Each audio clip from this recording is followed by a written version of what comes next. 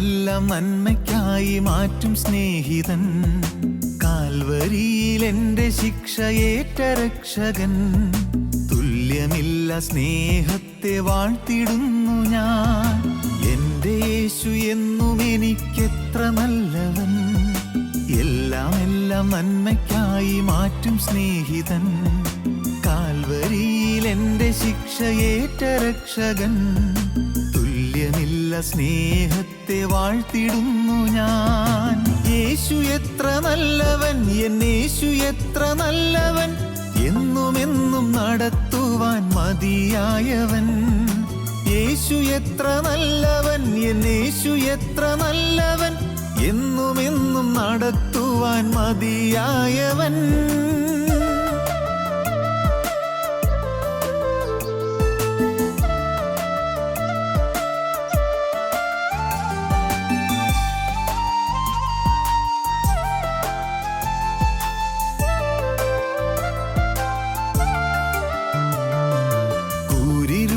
താഴ്വരയിൽ ദീപമായവൻ.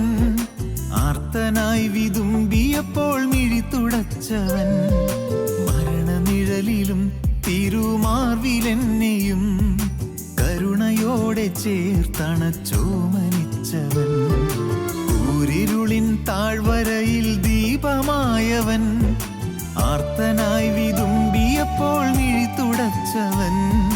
മരണനിഴലിലും തിരുമാർവിലെന്നെയും കരുണയോടെ ചേർത്തണച്ചോമനിച്ചവൻ. യേശു എത്ര നല്ലവൻ, എന്നേശു എത്ര നല്ലവൻ. അന്ത്യത്തോളം വഹിക്കുവാൻ മതിയായവൻ. യേശു എത്ര നല്ലവൻ, എന്നേശു എത്ര നല്ലവൻ. അന്ത്യത്തോളം വഹിക്കുവാൻ മതിയായവൻ.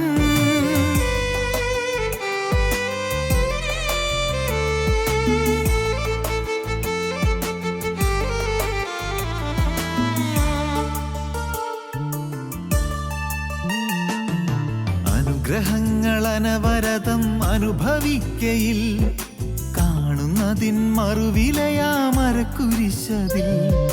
തിരുനിണത്തിനാലൻ പാപം കഴുകി മാറ്റിയ അരുമനാഥനായി സമർപ്പിച്ചിടുന്നെന്നെയും.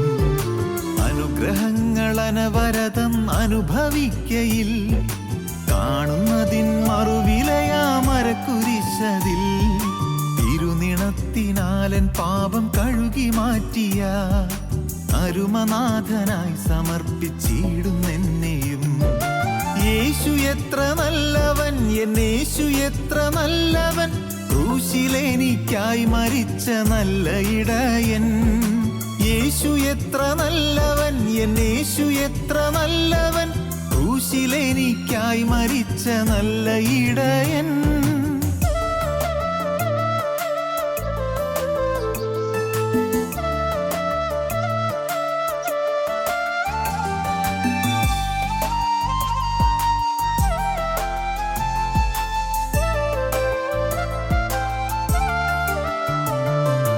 ആശയറ്റ ജീവിതത്തിൻ കാർമുകിൽ നീക്കി പ്രത്യാശ ഇന്നൽ മാറിവില്ല എന്നിലുദിച്ച നാഥനൊരുക്കിയിടുന്നൊരു വീടെനിക്കുണ്ട്. കാണുമെൻ്റെ പ്രിയരെ ആ സ്നേഹതീരത്തിൽ. ആശയറ്റ ജീവിതത്തിൻ കാർമുകിൽ നീക്കി പ്രത്യാശ ഇന്നൽ മാറിവില്ല എന്നിലുദിച്ച നാഥനൊരുക്കിയിടുന്നൊരു വീടെനിക്കുണ്ട്. കാണുമെൻ്റെ പ്രിയരെ ആ സ്നേഹതീരത്തിൽ. യേശു എത്ര നല്ലവൻ, എന്നേശു എത്ര നല്ലവൻ. വേഗമെന്നെ ചേർക്കാനെത്തും സ്നേഹമണാളൻ. യേശു എത്ര നല്ലവൻ, എന്നേശു എത്ര നല്ലവൻ. വേഗമെന്നെ ചേർക്കാനെത്തും സ്നേഹമണാളൻ. ഞങ്ങളും ക്രൂശിക്കപ്പെട്ട ക്രിസ്തുവിനെ പ്രസംഗിക്കുന്നു. ദൈവതിരുനാമത്തിൻ്റെ മഹത്വം ഉണ്ടാകട്ടെ. ദൈവത്തിന് സ്തോത്രം. സന്തോഷം എന്ന വിഷയത്തെക്കുറിച്ചാണ് നാം ചിന്തിച്ചുകൊണ്ടിരിക്കുന്നത്. ഈ സന്തോഷം കൊണ്ട് നമ്മുടെ ഹൃദയം നിറയുമ്പോൾ, ക്രിസ്തു സാന്നിധ്യം കൊണ്ട് നിറയുമ്പോൾ ക്ഷീണമെല്ലാം മാറിപ്പോകും. ശരീരത്തിന് ക്ഷീണം ഉണ്ടായിരിക്കും, ബലഹീനത ഉണ്ടായിരിക്കും, പക്ഷേ മാറിപ്പോകും. യേശുക്രിസ്തുവിൻ്റെ സ്നേഹമെന്നറിയുമ്പോൾ, കർത്താവിൻ്റെ സ്നേഹം നമ്മുടെ ഈ നിസ്സാര ഹൃദയത്തിൽ നിറയുമ്പോൾ ക്ഷീണങ്ങളെല്ലാം മാറിപ്പോകും, തളർച്ചകൾ മാറിപ്പോകും. യേശുക്രിസ്തുവിൻ്റെ ആ സാന്നിധ്യം, എൻ്റെ സഹോദരങ്ങളെ, നിങ്ങൾ യേശുക്രിസ്തു സാന്നിധ്യം അനുഭവിക്കണം. യേശുക്രിസ്തു സാന്നിധ്യം, ആ സാന്നിധ്യം നിങ്ങൾ അനുഭവിക്കുക. നിങ്ങൾ പ്രാർത്ഥിക്കുന്ന പ്രാർത്ഥനകൾ ഇപ്പോൾ ചടങ്ങുകളായി പോകുന്നു. ചിലർ ക്രമപ്രകാരം പിതാക്കന്മാർ എഴുതി വെച്ചുള്ള പ്രാർത്ഥനകൾ പ്രാർത്ഥിക്കുന്നു, പക്ഷേ അത് ചടങ്ങായി പോകുന്നു. പഠിക്കുന്നു, വായിക്കുന്നു, അല്ലെങ്കിൽ കാണാതെ പറയുന്നു. വിശ്വാസ പ്രമാണം കാണാതെ അറിയാവുന്നവരുണ്ടോ? വിശ്വാസ പ്രമാണം കാണാതെ അറിയാവുന്നവരുണ്ടോ? ധാരാളം പേര് കാണും.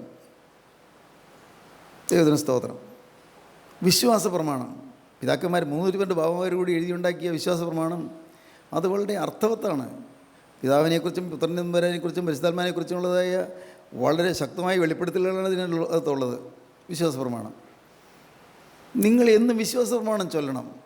അതങ്ങനെ പറയുന്നത്, പ്രിയപ്പെട്ടവരെ, നമ്മുടെ പിതാക്കന്മാർ, പൂർവ്വ പിതാക്കന്മാർ, പുണ്യപിതാക്കന്മാർ എഴുതി വെച്ചതല്ലേ വിശ്വാസ പ്രമാണം. അർത്ഥം അറിഞ്ഞുകൊണ്ട് ചൊല്ലണം, കാണാൻ പഠിക്കണം. ഏതെങ്കിലും വേദപുസ്തകത്തിൽ ഏതെങ്കിലും ഒരു അധ്യായം മുഴുവൻ കാണാൻ പഠിച്ചവരുണ്ടോ? ഒരു അധ്യായം മുഴുവൻ, അല്ലെങ്കിൽ ഒരു സങ്കീർത്തനം മുഴുവൻ? ദൈവത്തിന് സ്തോത്രം.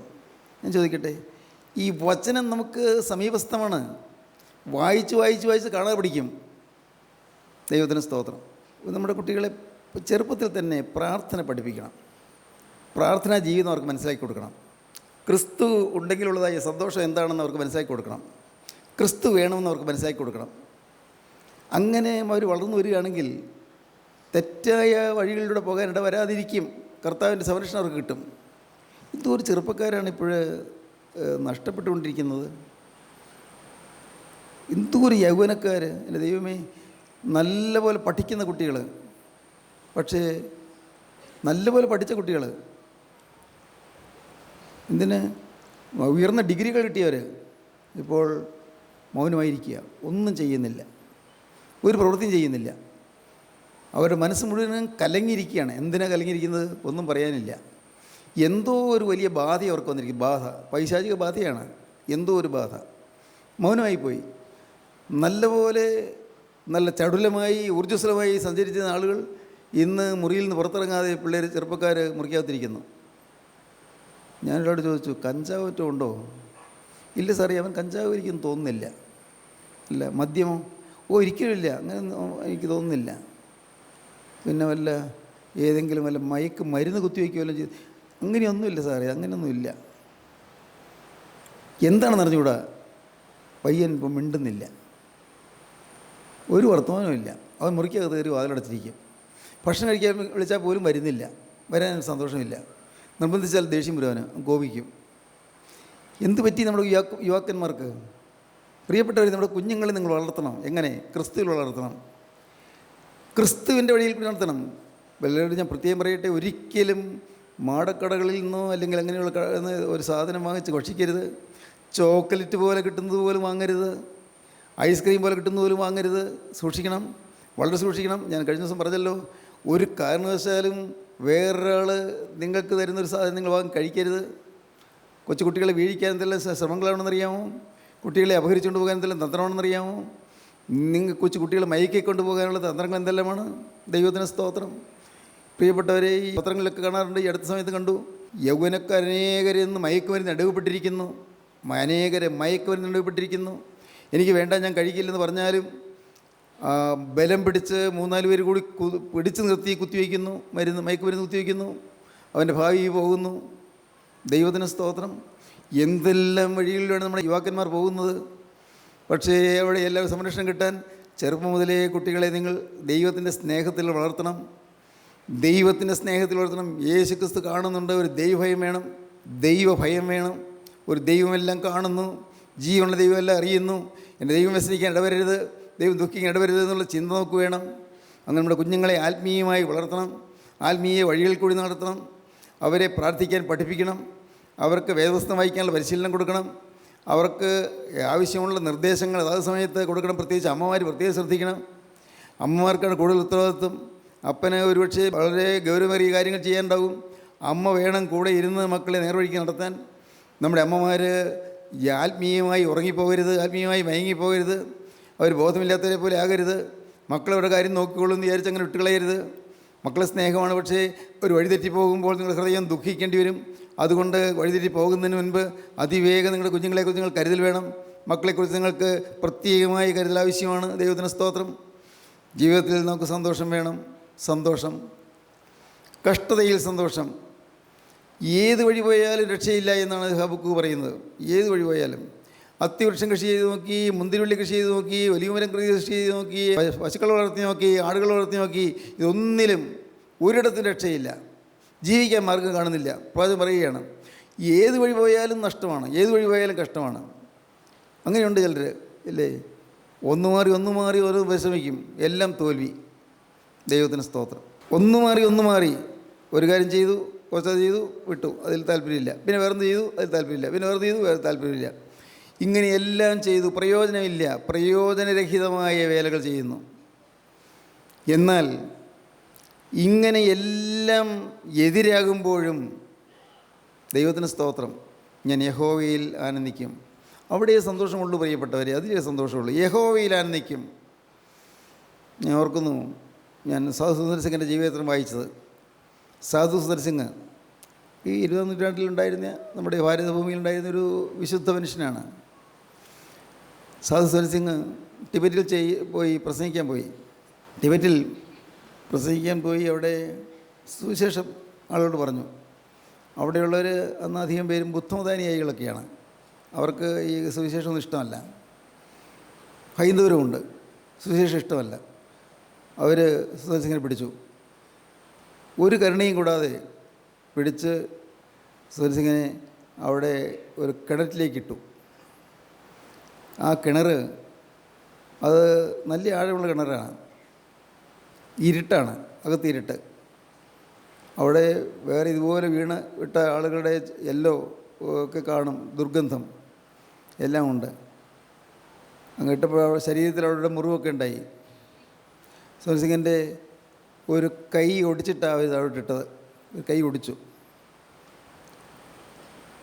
ആ സുന്ദർ സിംഗ് കുറേ നേരം ദുർഗന്ധം വഹിക്കാൻ വയ്യാതായി. അത് കഴിഞ്ഞ് വേദനയും സഹിക്കാൻ വയ്യാതായി. സുന്ദർ സിംഗ് പ്രാർത്ഥിച്ചു, കർത്താവേ, ഈ കഷ്ടതയിൽ എൻ്റെ മനസ്സിൽ അല്പം പോലും ഒരു ഭാരം വരാതെ നീ എന്നെ കാക്കണം. ഈ വലിയ വേദന സഹിക്കാനുള്ള കൃപ എനിക്ക് തരണം പ്രാർത്ഥിച്ചു.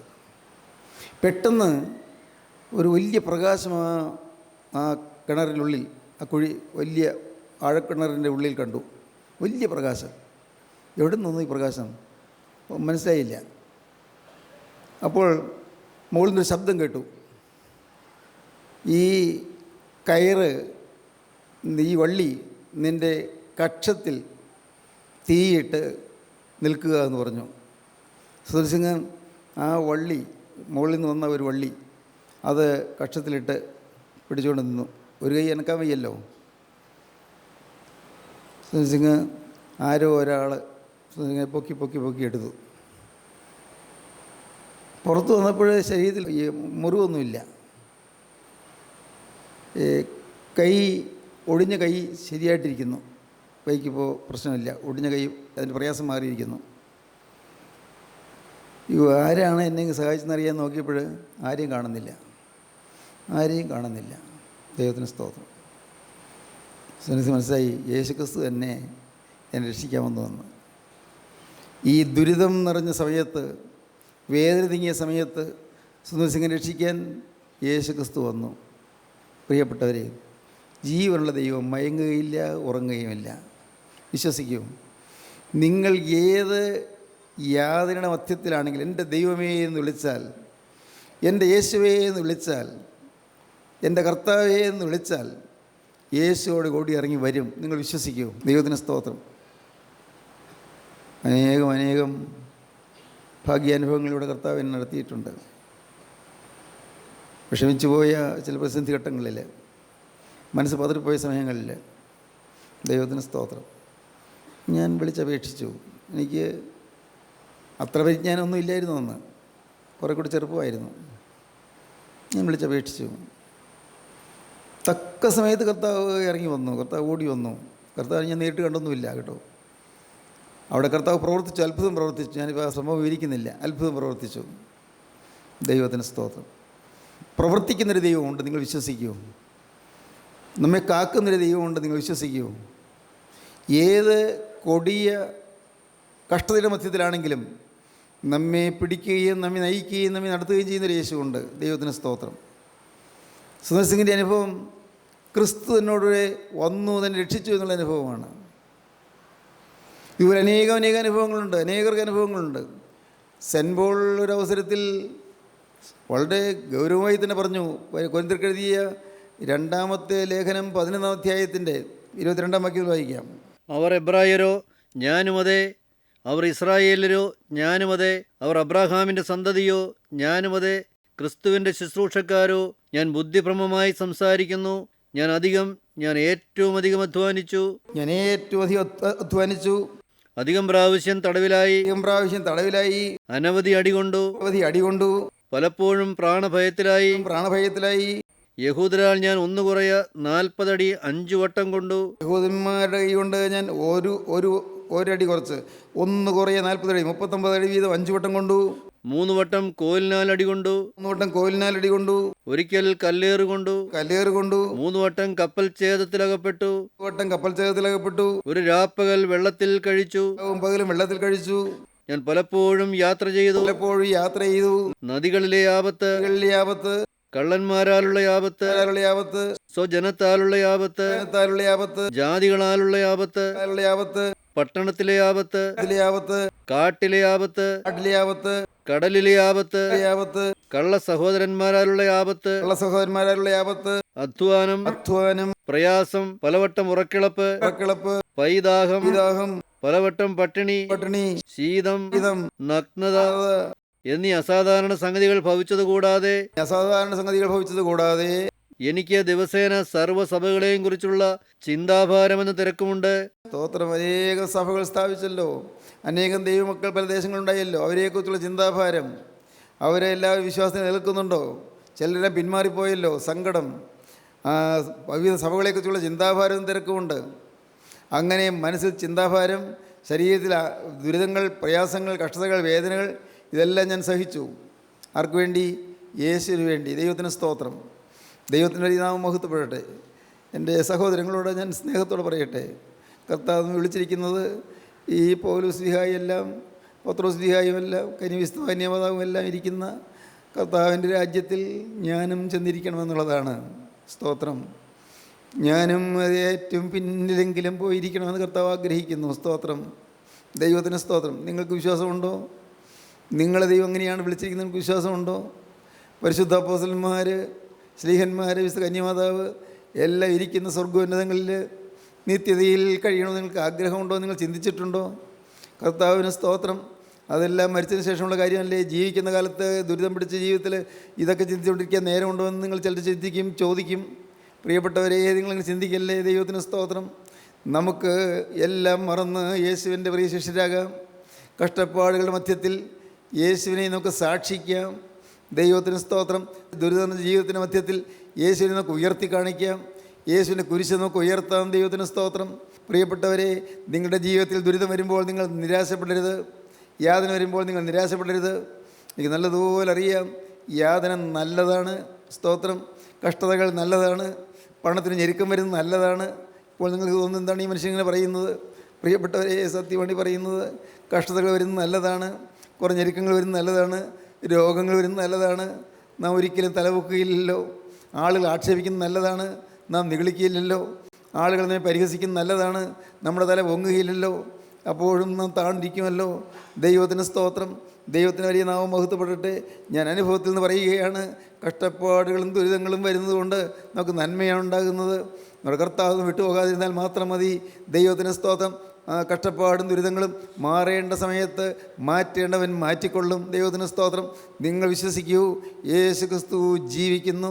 ബന്ധനങ്ങളും കഷ്ടങ്ങളും എനിക്കായി ഒരുക്കിയിരിക്കുന്നെന്ന് പരിശുദ്ധാത്മാവ് പട്ടണം തോറും സാക്ഷ്യം പറയുന്നതല്ലാതെ അവിടെ എനിക്ക് നേരിടുള്ളതെന്ന് ഞാൻ അറിയുന്നില്ല എന്ന് അപ്പോസ്തലൻ പറഞ്ഞു.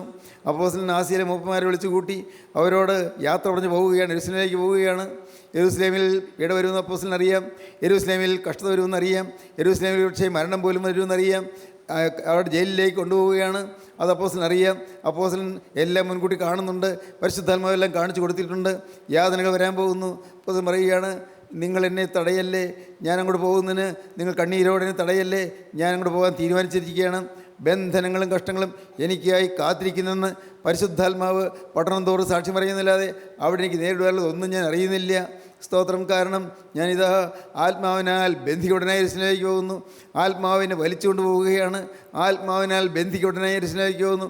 പരിശുദ്ധാത്മാവ് എന്നെ വലിച്ചുകൊണ്ട് പോവുകയാണ്. അപ്പോസ്തലന് വേറെ യാതൊരു ലക്ഷ്യവുമില്ല. പരിശുദ്ധാത്മാവിൻ്റെ നിയന്ത്രണത്തിന് വിധേയപ്പെട്ട്, പരിശുദ്ധാത്മാവിൻ്റെ നടത്തിപ്പിന് വിധേയപ്പെട്ട് പോവുക എന്നുള്ളത് മാത്രമേ അപ്പോസ്തലന് ഉദ്ദേശമുള്ളൂ. ഇതാ ഞാൻ ആത്മാവിനാൽ ബന്ധിക്കപ്പെട്ടവനായി, ആത്മാവിനാൽ ബന്ധിതനായി ഞാൻ യെരൂശലേമിലേക്ക് പോകുന്നു. ദൈവത്തിന് സ്തോത്രം. പരിശുദ്ധാത്മാവിനെ വലിച്ചുകൊണ്ട് പോകുന്നു. I am drawn out irresistibly with holy spirit. പരിശുദ്ധാത്മാവ് എന്നെ തടസ്സം കൂടാതെ അപ്രതിരോധ്യമായി എന്നെ വലിച്ചുകൊണ്ട് പോവുകയാണ്. ഇതാ ഞാൻ ആത്മാവിനാൽ ബന്ധിക്കപ്പെട്ട യെരൂശലേമിലേക്ക് പോകുന്നു. ബന്ധനങ്ങളും കഷ്ടങ്ങളും എനിക്കായി കാത്തിരിക്കുന്നെന്ന് പരിശുദ്ധാത്മാവ് പട്ടണം തോറും സാക്ഷ്യം പറയുന്നതല്ലാതെ അവിടെ എനിക്ക് നേരിടുവാനുള്ളതൊന്നും ഞാൻ അറിയുന്നില്ല. ഒന്നു ഞാൻ അറിയുന്നു. ദൈവത്തിന് സ്തോത്രം. ഞാൻ ഒരു കാര്യത്തിൽ നിന്ന് നിഷ്ഠയുണ്ട്, ഒരു കാര്യത്തിൽ പ്രത്യേകതയുണ്ട്. അവിടെ എനിക്ക് നേരിടാനൊന്നും ഞാൻ അറിയുന്നില്ല. എങ്കിലും എൻ്റെ പ്രാണനെ ഞാൻ വിലയേറിയതായി എണ്ണുന്നില്ല. എൻ്റെ ജീവിതം എത്ര കാലം, എവിടെയൊക്കെ ജീവിതം അവസാനിക്കും, അത് ഞാൻ കണക്കാക്കുന്നില്ല. എങ്കിലും ഞാൻ എൻ്റെ പ്രാണനെ വിലയേറിയതായി എണ്ണുന്നില്ല. എൻ്റെ ഓട്ടവും ദൈവകൃപയുടെ സുവിശേഷത്തിന് സാക്ഷ്യം പറയേണ്ടതിന് കർത്താവായ യേശു തന്ന ശുശ്രൂഷയും തേക്കണമെന്നേ എനിക്കുള്ളൂ. ദൈവത്തിന് സ്തോത്രം. എൻ്റെ സഹോദരങ്ങളെ, നിങ്ങൾക്ക് ആഗ്രഹം വരുന്നുണ്ടോ? കർത്താവേ, എൻ്റെ ഓട്ടം ഓടി തേക്കണം. ഈ ലോക ജീവിതം, ഈ നിസ്സാര ജീവിതം, ഈ താൽക്കാലിക ജീവിതം, ഏതാനും വർഷകാലത്തേക്കുള്ള ഈ ചെറിയ ജീവിതം, ദൈവത്തിന് സ്തോത്രം. ദൈവത്തിന് വലിയ നാമം മഹത്വപ്പെടട്ടെ. സ്തോത്രം. ഞാൻ 97 ഞാൻ റിട്ടയർ ചെയ്തു. ദൈവത്തിന് സ്തോത്രം. 97 ഞാൻ ഓർത്തു, ഇപ്പോൾ എത്ര വർഷമാണ് ഇത്, ഇത്രയും ദീർഘവർഷം. ഇപ്പോൾ ഞാൻ റിട്ടയർ ചെയ്തതിന് ശേഷം ജോലിയില്ല. പക്ഷേ ഞാൻ എന്തെല്ലാം കർത്താവിന് വേണ്ടി ചെയ്തു, ഞാൻ ചെയ്യേണ്ടതെല്ലാം ചെയ്തു. ഞാൻ ചിന്തിച്ചു, ഞാൻ ഓടേണ്ടതുപോലെ ഓടിയോ, ഞാൻ സ്വയം ത്യജിക്കേണ്ടതുപോലെ ത്യജിച്ചുവോ. ഞാനിങ്ങനെ ഓരോന്ന് ഓർത്തു. കർത്താവേ, എനിക്ക് എൻ്റെ കർത്താവേ, എൻ്റെ സ്വയത്തിന്മേൽ ജയം കിട്ടിയിട്ടില്ല. എൻ്റെ ഈഗോ മുഴുവൻ മാറിയിട്ടില്ല. എൻ്റെ കർത്താവേ, എൻ്റെ സ്വന്തം താല്പര്യങ്ങൾ മുഴുവൻ മാറിയിട്ടില്ല. ചില ഇഷ്ടങ്ങൾ എനിക്കുണ്ട്, ചില അനിഷ്ടങ്ങൾ എനിക്കുണ്ട്, അത് മാറിയിട്ടില്ല. എൻ്റെ കർത്താവേ, ജോലിയില്ലാതെ ഇരുന്ന മനുഷ്യൻ, ഒരു ഒഫീഷ്യൽ ഡ്യൂട്ടിയൊന്നുമില്ല. പക്ഷേ എൻ്റെ കർത്താവേ, നിൻ്റെ വേല ചെയ്തു, കുറച്ചൊക്കെ ചെയ്തു. പക്ഷേ ചെയ്യേണ്ടതെല്ലാം ചെയ്തോ, തികയ്ക്കേണ്ടത് തികച്ചുവോ? ദൈവത്തിന് വലിയ നാമം മഹത്വപ്പെടട്ടെ. എന്നാൽ എൻ്റെ കരുണയുള്ള കർത്താവിൻ്റെ കൃപയിൽ ഞാൻ ശരണപ്പെട്ടു. എനിക്ക് എൻ്റെ കർത്താവേ, നീ അല്ലാതെ എനിക്ക് ആരുമില്ല. നിൻ്റെ സഹായം കൂടിയേ കഴിയൂ. നിന്നെ എന്നെ നയിച്ചു കൊള്ളണമേ. എന്നെ കൊണ്ട് ചെയ്യാൻ നീ ആഗ്രഹിക്കുന്ന വേലയെല്ലാം ചെയ്യിച്ചു കൊള്ളണമേ. കർത്താവേ, വീണ്ടും നീ ആയുസ് നീട്ടി തന്നല്ലോ. കർത്താവേ, ആയുസ് നീട്ടി തന്നു. അനേകായിരം ദൈവമക്കൾ ഈ സാധുവായ മനുഷ്യന് വേണ്ടി പ്രാർത്ഥിച്ചതുകൊണ്ട് കർത്താവിന് പ്രവർത്തിക്കേണ്ടി വന്നുപോയി. ദൈവത്തിന് സ്തോത്രം. ഞാനങ്ങനെ പറയട്ടെ, അനേകായിരം ദൈവമക്കൾ നാനാദേശങ്ങളിലിരുന്ന് കരഞ്ഞു, കർത്താവേ, ആയുസ് നീട്ടി കൊടുക്കണമേ എന്ന്. സ്തോത്രം. എനിക്ക് പരിചയമില്ലാത്തൊരു പോലും എനിക്ക് വേണ്ടി പ്രാർത്ഥിച്ചു. ദൈവത്തിന് സ്തോത്രം. അങ്ങനെ മരണലോകത്തിൻ്റെ അഗാധതയിൽ നിന്ന് കർത്താവ് എന്നെ കോരിയെടുത്ത് തിരികെ കൊണ്ടുവന്നു. കർത്താവിന് സ്തോത്രം. ഇത്രയും ആരോഗ്യം തന്നു. അക്കാലങ്ങളിൽ ഞാൻ ഇനി പ്രസംഗിക്കുമെന്ന് എനിക്ക് ചിന്തയുണ്ടായിരുന്നില്ല. ശബ്ദം വരുമെന്ന് ചിന്തയുണ്ടായിരുന്നില്ല. ഞാൻ നിശബ്ദനായി പോയിരുന്നു. ഞാൻ മൂകനായി പോയിരുന്നു. ശബ്ദമില്ല. ദൈവത്തിന് സ്തോത്രം. ഞാൻ എൻ്റെ കർത്താവ് എനിക്ക് മിണ്ടാൻ പറ്റാതെ വരുമോ ഞാൻ സംശയിച്ചു. ദൈവത്തിന് സ്തോത്രം. ഡോക്ടറോട് ഞാൻ ചോദിച്ചു, ഡോക്ടറെ ENT സ്പെഷ്യലിനോട് ചോദിച്ചു, എനിക്ക് സംസാരശേഷി വീണ്ടും കിട്ടുമോ? ഡോക്ടർ പറഞ്ഞു, കുഴപ്പമില്ല, സംസാരശേഷി കിട്ടിക്കൊള്ളും, സാറ് സാരമില്ല, സാറ് ഇപ്പോൾ സാറിൻ്റെ ആ വേലയുമായി സാറ് പ്രാർത്ഥനയോട് ഇരുന്നാൽ മാത്രം മതി, അദ്ദേഹത്തിന് എന്നെ അറിയാം, അതുകൊണ്ട് അങ്ങനെ പറഞ്ഞു. ദൈവത്തിന് സ്തോത്രം. പ്രിയപ്പെട്ടവരെ, സംസാരശേഷി തിരിച്ചു കിട്ടി. ദൈവത്തിന് സ്തോത്രം. പ്രാർത്ഥിക്കാനിരിക്കുമ്പോൾ ദൈവമേ നീ പരിശുദ്ധനാകുന്നെന്ന് പറയാൻ പോലും എനിക്ക് കൽപ്പില്ലായിരുന്നു. ഞാൻ മൂകനായിരുന്നു. എന്നാൽ എൻ്റെ കരുണയുള്ള കർത്താവ് എനിക്ക് ആയുസ് നീട്ടിത്തന്നു. ദൈവത്തിന് സ്തോത്രം. സമയങ്ങൾ നീട്ടിത്തന്നു. എൻ്റെ സഹോദരങ്ങളെ, നിങ്ങൾ വിശ്വസിക്കൂ. ദൈവത്തിന് സ്തോത്രം. പ്രയാസങ്ങളും കഷ്ടപ്പാടുള്ള ഈ ലോക ജീവിതത്തിൽ നിങ്ങൾക്ക് ആശ്വാസം തരാൻ ഒരു യേശു ഉണ്ട്. ജീവിക്കുന്ന യേശു ഇന്ന് യേശുവിൻ്റെ രീതിയിലേക്ക് വന്നിട്ടുണ്ട്. അവൻ നിങ്ങളുടെ സമീപത്തുണ്ട്. നിങ്ങൾ ഒട്ടും സംശയിക്കേണ്ട. നിങ്ങളുടെ സമീപത്ത് തന്നെയുണ്ട്. അകലെയല്ല. അവൻ ദൂരെ നിൽക്കുകയല്ല. നിങ്ങളുടെ പാവജീവിതം കണ്ടിട്ട് വെറുപ്പോടെ മാറി നിൽക്കുകയല്ല. നിങ്ങളുടെ അശുദ്ധ ജീവിതം കണ്ടിട്ട് അവൻ മാറി നിന്ന് മൂക്കുകുത്തി നിൽക്കുകയല്ല. കർത്താവിന് സ്തോത്രം. അവന് നിങ്ങളുടെ ദുർഗന്ധമുള്ള ജീവിതം കണ്ടിട്ട് അവൻ മാറി നിന്ന് അവൻ നിങ്ങളെ കോപത്തോടെ നോക്കുകയല്ല. എൻ്റെ കർത്താവിന് സ്തോത്രം. അവൻ നിങ്ങളുടെ അരിയത്ത് സ്നേഹത്തോടെ നിൽക്കുകയാണ്. നിങ്ങളുടെ കഴിഞ്ഞകാല ജീവിതത്തെക്കുറിച്ച് അവനൊന്നും ചോദിക്കുന്നില്ല. മോനെ, നിനക്ക് എന്തെല്ലാം തെറ്റുപറ്റി? കർത്താവ് ഒന്നും പറയുന്നില്ല, ഒന്നും ചൂണ്ടിക്കാണിക്കുന്നില്ല. കർത്താവ് ഒന്ന് മാത്രം പറയുന്നു, പറയുന്നു, പോക ഇനി പാപം ചെയ്യരുത്. ഹല്ലേലൂയ. പോക ഇനി പാപം ചെയ്യരുത്. കഴിഞ്ഞതെല്ലാം കഴിഞ്ഞല്ലോ മോനെ, എല്ലാം കഴിഞ്ഞല്ലോ മോളെ, എല്ലാം കഴിഞ്ഞല്ലോ. ഞാനെല്ലാം ക്ഷമിച്ചു തരാം. ഒന്ന് മാത്രം, നിനക്ക് ഞാൻ സ്വർഗം തരാൻ ആഗ്രഹിക്കുന്നു. നിന്നെ സ്വർഗത്തിലിരുത്താൻ ഞാൻ ആഗ്രഹിക്കുന്നു. നിൻ്റെ ജീവിതത്തിൽ സമാധാനം തരാൻ ഞാൻ ആഗ്രഹിക്കുന്നു. സന്തോഷം തരാൻ ഞാൻ ആഗ്രഹിക്കുന്നു.